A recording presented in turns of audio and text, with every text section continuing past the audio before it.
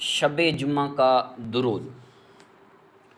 اللہم صلی وسلم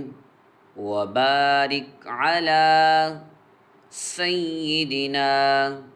محمد النبی الأمی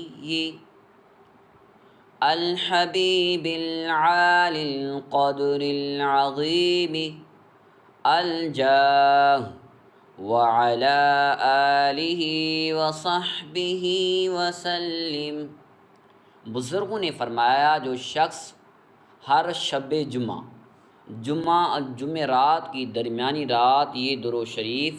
پابندی سے کم از کم ایک مرتبہ پڑھے گا، موت کے وقت سرکار مدینہ صلی اللہ علیہ وسلم کی زیارت کرے گا، اور قبر میں داخل ہوتے وقت بھی یہاں تک کہ وہ دیکھے گا سرکار